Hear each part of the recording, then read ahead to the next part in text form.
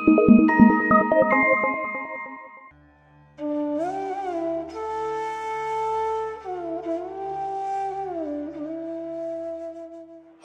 उलझने हैं जिंदगी में और कोशिशें हैं बेहिसाब।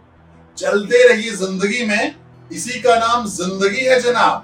आरटीवी लाइव की खास पेशकश जिंदगी का सफर में मैं आपका हमसफर अनूप एक बार बहुत बहुत स्वागत करता हूं आपका।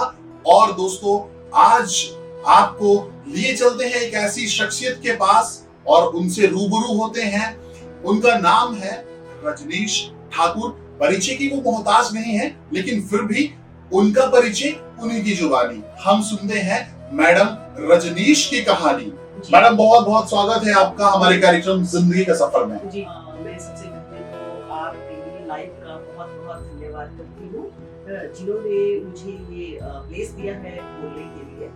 और जहाँ तक कि आपका प्रश्न है कि आपने अपने परिचय के बारे में, मैं अपना यानी कि अपना परिचय शुरू से स्टार्टिंग करना आराम से ही शुरू करती हूँ। जी बिल्कुल बिल्कुल मैम। जी तो जहाँ तक कि मेरा जो स्टार्टिंग है, यहाँ मैं हमीरपुर की लोकल ही रहने वाली हूँ और हमीरपुर के साथ में ही एक गाँव है, नाम चलता है जी, और एडजॉइनिंग है हमीरपुर के साथ। जी। तो मैं इसी शहर में मेरा जन्म हुआ है, इसी शहर में बड़ी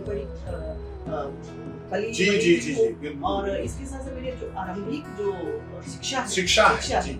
तो मेरा जो प्राइमरी है यहाँ भी प्राइमरी और जो शिक्षा है वो भी यहीं पर हुई है जी, हमीरपुर में। यानी अगर हम शिक्षा की बात करें तो आपका देखिए जन्म हमीरपुर में हुआ, शिक्षा भी यहीं पे हुई। चलिए, शिक्षा आपने बहुत अच्छी ली। हम अगर आपकी शिक्षा के बारे में बात करें तो अगर आपकी हायर एजुकेशन की हम थोड़ी सी बात कर लेते, ताकि हमारे जो देखने वाले दर्शक हैं वो भी थोड़ा सा परिचय हो जाए। और शिक्षा के बाद जिस आप मुकाम पे पहुंचे, थोड़ा सा वो भी हमारे दर्शकों को बताइएगा, क्योंकि बहुत सारे ऐसे हमारे दर्शक हैं जो कि आपसे प्रेरणा लेना चाहते हैं।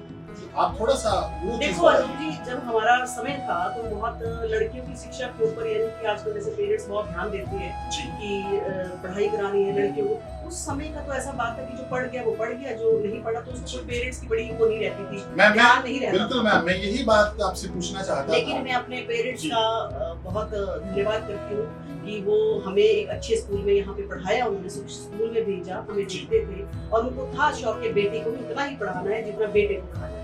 तो इसके लिए मेरे पेरेंट्स ने कुछ भेदभाव जो नहीं किया और मुझे पूरी शिक्षा के लिए उन्होंने प्रेरित भी किया और मेरे को वैसी शिक्षा दी जैसे अपने बेटे को।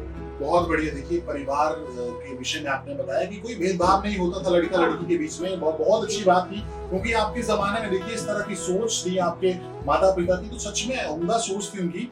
चलिए, बात होगी एजुकेशन की, शिक्षा की, लेकिन थोड़ा सा मैंने कहा कि आप बताएं अपने भूतकाल के बारे में बताइए, आपके पास्ट के बारे में बताइए कि आप किन पदों पे रहे और आपने शिक्षा ग्रहण के बाद जो है आपकी जो नौकरी थी, व्यवसाय था, आप हाउसवाइफ रहे, टीचर रहे, डॉक्टर रहे, थोड़ा सा ये भी हमारे दोस्तों को बता दीजिए।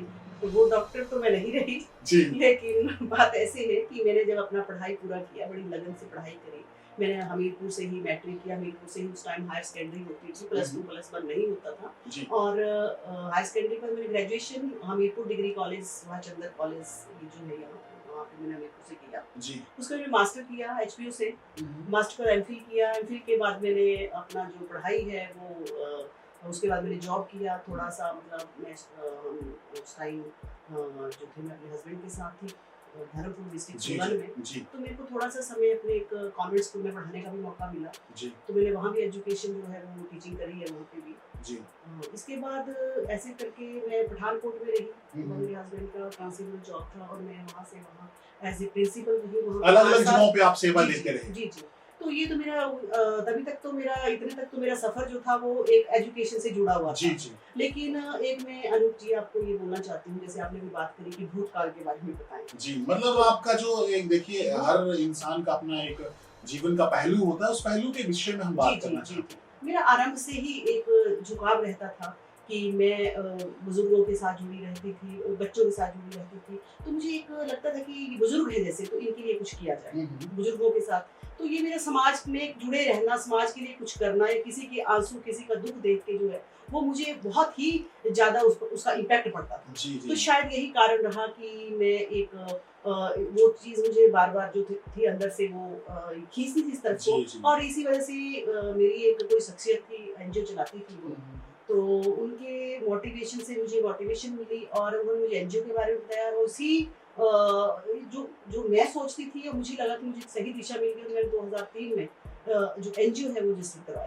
जी मैम, देखिए थोड़ा सा मैं आपको रोक रहा हूँ बीच में। देखिए आपने शिक्षा से हम बात कर रहे थे, आप पेशे से अध्यापिका रही हैं, शिक्षिका रही हैं, बहुत अच्छी बात है, आपने एक शिक्षक के रूप में समाज के लिए कार्य किया है। लेकिन अब आप प्रेजेंट में हम लोग बात करें, वर्तमान की बात करें, तो देखिए आपने कहा कि आप 2003 से एक एनजीओ के साथ जुड़ गए और अभी जो है वो एक समाज सेविका के रूप में आप एनजीओ चला रहे हैं। थोड़ा सा एनजीओ के बारे में बताइए, क्या आपके एनजीओ का नाम है, किस क्षेत्र में आप काम कर रहे हैं और अभी तक क्या काम किया आपने?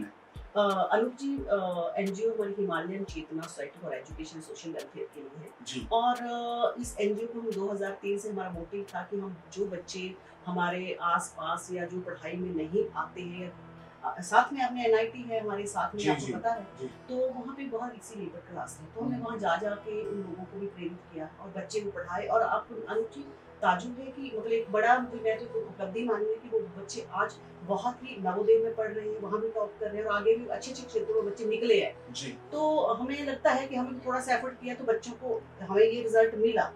तो एजुकेशन के साथ साथ हमने हेल्थ का कैंप्स लगाए, एनवायरनमेंट के ऊपर काम किया, इसके साथ साथ हमने ये भी पीछे सैनिटेशन प्रोग्राम चले थे, हमने अपना पूरा कोविड के दौरान आपने कोविड में हमने बच्चों को नोटिस पे भी मैं आऊंगी, कोविड में हमें थोड़ा फंड्स का भी रहता था प्रॉब्लम, लेकिन चलो हमारे आपस में ही हमने इकट्ठा करके उसको फंड को, तो हमें आप अनूप जी 10,000 तक के जो हमने मास्क है वो हमने अपनी एनजीओ के थ्रू किए हैं आपने।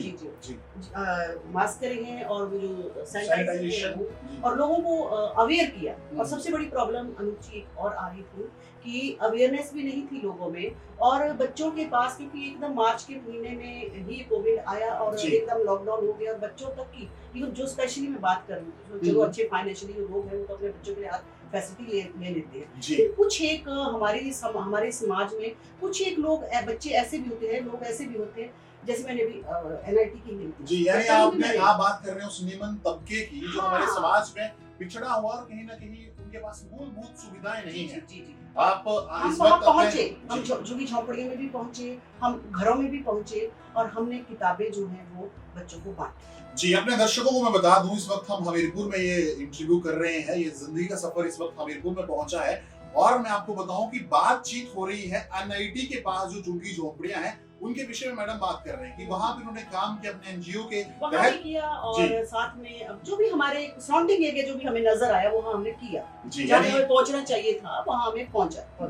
जी मैडम, देखिए आपका बहुत अच्छा काम आप कर रहे हैं समाज में और समाज को दिशा देने के लिए, देखिए एक कहते हैं कि उसको हम दिशा तभी दे सकते हैं जब हम समाज के लिए कुछ अच्छा काम करें। जी। और अच्छे काम के लिए जो है वो मैं समझता हूँ कि राजनीति भी एक जरिया है, क्योंकि लोग राजनीति में जब जाते हैं तो शायद अब थोड़ा सा जो एक हमारी एक सोच है वो बदल रही है कि राजनीति मात्र एक कमाने का जरिया है या वहां पे भ्रष्टाचार होता है। लेकिन मैं अपने दोस्तों को बताऊं कि दोस्तों, राजनीति एक ऐसा प्लेटफॉर्म है जहां पे आप समाज के लिए बहुत कुछ कर सकते हैं और ये दुर्भाग्य है कि हमारे युवा जो है वो राजनीति में नहीं आ पाते हैं। चलिए अब मैडम से हम बात करते हैं, रजनीश ठाकुर जी से बात करते हैं कि समाज सेवा जो है वो भविष्य में उनकी योजनाएं रहेंगी, भविष्य में उनके विचार रहेंगे कि वो राजनीति में आना चाहते हैं, समाज सेवा करना चाहते हैं कि नहीं। मैम क्या आपके विचार रहेंगे? देखो जी, राजनीति में आना नहीं आना तो अलग है, ये तो हमने राजनीति में आने का तो प्रश्न नहीं है जी। लेकिन बात ये है कि ये जो लोगों तक जब हम देखते हैं कि हमारे जो गाँव में है, जो हमारी महिला बहनें हैं वो जी मैडम, मैं वहीं पे लेके आ रहा हूँ। देखिए जब आप किसी राजनीति में आएंगे, मेरा मतलब ये है किसी पद पे होंगे तो आप इजीली बहुत अच्छे से फंडिंग करवा सकते हैं, काम करवा सकते हैं। ठीक है, आपने अच्छी बात कही कि मेरा आना या ना आना ये निर्भर करेगा जनता के ऊपर। ये अनूप जी जरूरी भी नहीं है कि हमें फंड तभी मिलेंगे जब हम राजनीति में आएंगे, ऐसा नहीं है जी, आप सही बोल ऐसा रहे हैं। नहीं है। बहुत सारे कॉर्पोरेट सेक्टर्स हैं जी, जो अपने वेलफेयर काम के लिए जो है वो पैसा देते हैं। तो हम ये माने कि मैडम की इच्छा नहीं है राजनीति में आने की। आना नहीं आना तो वो कल की बात है, जी, जी, उसके ऊपर तो क्या बोले, हमारा ये मोटिव भी नहीं है। लेकिन मोटिव ये है कि हम, आपने अनुप जी देखा होगा कि हम जब गांव में जाते हैं कितना सारे अनएम्प्लॉयड हैं, कितना सारे महिलाएं हैं जिनको अब जितनी स्कीम्स गवर्नमेंट चलाती है उनके बारे उन में तक नहीं पहुंच पाते हैं। नहीं, उनको पता ही नहीं होता है, Aware पता ही नहीं नहीं, अवेयर नहीं। तो हमें गवर्नमेंट ने बहुत सारी स्कीम्स चलाई है वेलफेयर के लिए, तो वो लोगों को पता ही नहीं होता है। महिलाओं के लिए बहुत सारी स्कीम्स है। हम एक चीज में और ये अपने बताना चाहूंगी आपको, हमारी जो एनजीओज है वो हिमाचल जो हमीरपुर पुलिस है यानी कि पुलिस डिपार्टमेंट्स के साथ भी अटैच है। अगर किसी भी महिला को किसी तरह की कोई परेशानी होती है तो अनुप जी आप मेरा नंबर, कोई बात नहीं, ये इस वीडियो के डिस्क्रिप्शन में चलेगा आपका मैं नंबर। अपना नंबर जो है वो आपको दे दूंगी, आपने उसको डिस्प्ले पे चला देना है। जी, जी।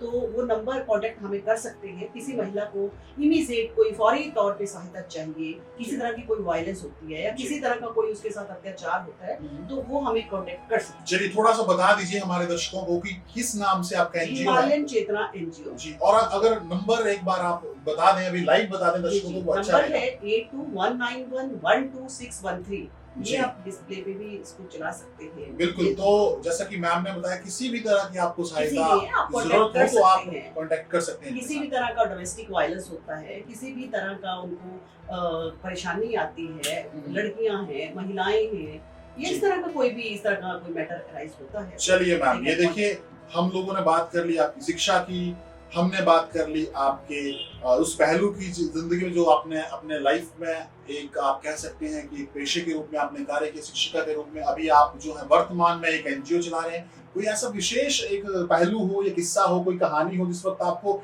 मतलब बोलते हैं ना कि अति खुशी हुई, बहुत अच्छा लगा उस वक्त, आपने कोई ऐसी अचीवमेंट अपने लाइफ में हासिल करी हो? जी अनुप जी, जैसे कि आपने पूछा कि आप खुश कब होती है, ज्यादा खुशी कब मिली, तो वैसे तो मैंने खुश तो हम रहते हैं, किसी खुशी को के लिए हम कुछ कर पाते हैं, किसी को मुस्कान हम ला पाते हैं, किसी के लिए कुछ कर पाते हैं, तो उसी खुशी से तो हम खुश होते हैं। लेकिन मैं आपको अब एक ऐसे लम्हे का जिक्र करना चाहूँगी। एक हमने हेल्थ कैंप लगाया, हेल्थ कैंप हमने लगाया संधोल में, डिस्ट्रिक्ट मंडी में, और वहाँ से डॉक्टर्स पीजीआई या बहुत सारे वहाँ से चंडीगढ़ से आए डॉक्टर्स में, 7-8 डॉक्टर्स थे। तो एक वहाँ पे बुजुर्ग आए, स्टेज था, बहुत सारे लोग वहाँ, कम से कम भी 1000 लोग आए उस कैंप में अपने को चेकअप करवाने के लिए, अपने एडवाइस लेने के लिए। तो जब वो एक बुजुर्ग आए तो वो बुजुर्ग मेरे पास सीधा आके खड़ी हुई। मैंने कहा अम्मा जी क्या बात है? तो वो बोलती बेटा मैं ना मेरे को ना आज ही ना ये जो यहाँ डॉक्टर आए ना, तो मेरे को ना ऐसे लगा कि मैं कभी क्या हॉस्पिटल जा पाऊंगी, लेकिन उस बुजुर्ग को ना तो कोई हॉस्पिटल में ले जाने वाला था, ना वो हॉस्पिटल जा पाती थी। तो वो जो वहाँ गाड़ियां भी लगी थी, तो लोगों को लाने के लिए गाड़ियां भी लगी थी, तो उस गाड़ी में उसको बुजुर्ग को लाए थे। तो उस बुजुर्ग कहते मैंने जिंदगी में मैंने भी सोचा कि मैं भी कहीं हॉस्पिटल में जाके दवाई ले पाऊँ। तो देखो ऐसे लोग भी हैं जो सिर्फ हॉस्पिटल जाने का भी एक सपना ही लेके रखते हैं, लेकिन वो जा नहीं पाते हैं। तो इस तरह से मुझे खुशी है कि देखो इस को तसल्ली हुई, इसने दवाई वगैरह मैंने डॉक्टर से फिर बात की, और उसको मैं बुजुर्ग जो थे हमारे अम्मा जी जो थे उनको डॉक्टर से फिर उनको चेकअप करवाया। यानी मैम वो जो पल था आपके लिए, वो खुशी वाला पल था, अविस्मरणीय पल था जो आप कभी जिंदगी में शायद भुला नहीं पाएंगे। बहुत अच्छा कहा आपने। और देखिए सच में अगर आप ऐसा काम कर रहे हैं तो समाज के लिए आप बहुत ही उम्दा काम कर रहे हैं। समाज के लिए कोई आपके मन में कोई प्रेरणादायक बात हो, विचार हो, वो हमारे दोस्तों के साथ शेयर करिए। जी। बात ऐसे है कि मैं यही कहना चाहती हूँ कि जैसे मेरा ये सपना है एक, कि मेरा जो ये गांव है, एक गांव जो होते हैं, मेरा गांव नहीं, हमारे सारे गांव, हमारे जो गांव है वो आत्मनिर्भर होने चाहिए। ये मेरा एक सपना है कि हर गांव आत्मनिर्भर होना चाहिए, हर तरह से वो उनका चाहे बच्चे हैं या घर में महिलाएं हैं, उनको इस तरह के काम करने चाहिए जिससे उनको पैसा भी उनके हाथ में आए। चलिए आत्मनिर्भरता हम बहुत सुन रहे हैं दर्शकों, और आत्मनिर्भरता की मैम ने भी यहाँ पे बात कर ली। चलिए आपसे पूछते हैं किस तरह से आत्मनिर्भर होंगे, वो थोड़ा सा बता दीजिए। मैं बिल्कुल, देखो बहुत सारे काम है, जैसे हमारे एक और है यूपी में काम कर रही है एनजीओ, तो वो हमारी एनजीओ के साथ भी अटैच्ड है। चलो गांव की ओर एक प्रोग्राम है, तो मैं बहुत जल्दी इस प्रोग्राम को शुरू करने जा रही हूँ। चलो गाँव की ओर के माध्यम से हमें गाँव में जैसे माना कि जो उन्होंने मुझे हमें जो उनके टेक्निकल एक्सपर्ट्स हैं उन्होंने जो बताया कि क्या क्या जो वहाँ पे जो काम हो रहे हैं मैं उन कामों को यहाँ भी लाना चाहती हूँ। देखो जैसे एक आप अगरबत्ती होती है, तो अगरबत्ती आप उपले भी आपने देखे होंगे, हमें आपने शायद ना देखे, हमने उपले देखे हैं। तो उपले ये जो गोबर है, गोबर के साथ और ये जो हवन सामग्री है इसको मिला के ऐसे ऐसे काम हम उनको सिखाएंगे। यानी आप वही सिखा रहे हैं जो सरकार शायद बड़े वर्षों से लघु उद्योग के माध्यम से बताती है, हमारे जितने भी समाज में लोग हैं उनको बताती है। लेकिन मैडम धरातल पे अगर काम हो तो बहुत अच्छा रहेगा, हमें खुशी होगी। चलिए, आप कह रहे हैं आपका जो कार्यक्रम है बहुत जी, हम एक गाँव जोड़ के हम कोशिश करेंगे हम हर गाँव को इस तरह से जितना हम कर पाएंगे। हिमाचल में मगर आपका ये काम रहेगा पूरे हिमाचल प्रदेश ज्यादा से ज्यादा जितना कर पाएंगे, जितनी हमें कैपेसिटी है, एनर्जी है, वो कोशिश करें कि ज्यादा से ज्यादा जितना कर पाएंगे उतना करें। चलिए, बहुत अच्छी सोच है आपकी, बहुत अच्छे विचार हैं आपके। देखिए, अगर आप समाज सेवा कर रहे हैं और इस तरह से एनजीओ आपका ये 3-4 काम है। एक देखो मशरूम लेडीज घर में कर सकते हैं। चलिए, बिल्कुल, हाँ, जो छोटे लघु उद्योग जो रहते हैं उसमें बहुत सारे आपके काम हो गए। लेकिन मैं आपसे फिर से यही विनम्र अनुरोध करूंगा कि ये धरातल पे उतरे और लोगों तक जाएं और लोग सही मायनों में समझे कि वो आत्मनिर्भर कैसे बन सकते हैं। जरूर हो सकते हैं अगर हमें जो इच्छा शक्ति है और हम किसी हमारी महिलाओं को हम तरीके से समझाएंगे तो वो जरूर चाहती है, वो भी चाहती है गाँव आत्मनिर्भर हो। जी, चलिए, बहुत अच्छा कहा आपने। चलिए, चलते चलते मैडम कोई एक लाइन में आप संदेश देना चाहते हैं हमारे दर्शकों को, कोई प्रेरणादायक बात कहना चाहते हैं समाज के लिए, तो आप कह सकते हैं। जी, देखो कुछ भी करना मुश्किल नहीं है, सब कुछ हो सकता है, सिर्फ हमें हौसला चाहिए, हौसला रखना पड़ेगा। तो यही मैं कहना चाहती हूँ कि हिम्मत को बनाए रखें और स्पेशली अपनी बहनों से हिम्मत को बनाए रखें और अपना योगदान पूरा भारतवर्ष के, अपने समाज आपका आत्मनिर्भर होगा, आपका गांव आत्मनिर्भर, देश को आत्मनिर्भर बनाने से कोई नहीं रोक सकता है। जी मैडम, बहुत अच्छा संदेश दिया आपने और कहा भी है कि हिम्मते मर्दा मददे खुदा। और मैडम ने यही बात करी कि आपके अंदर अगर हिम्मत है, हौसला है कुछ करने का, तो आप जिंदगी में कुछ भी कर सकते हैं। और दोस्तों, हम भी यही कहेंगे, आप भी हिम्मत बनाए रखिएगा जीवन में, आप जीवन में कुछ भी कर सकते हैं। और किसी ने बहुत अच्छा कहा है कि मंजिल मिल ही जाएगी भटकते हुए ही सही, गुमराह तो वो लोग हैं जो घरों से अभी निकले ही नहीं। तो आप भी निकल जाइए घरों से अपनी मंजिल की ओर और हौसला रखिए। फिलहाल कार्यक्रम जिंदगी के सफर में इतना ही। मैं आपका हमसफर अनूप आपसे लेता हूं अनुमति। नमस्कार।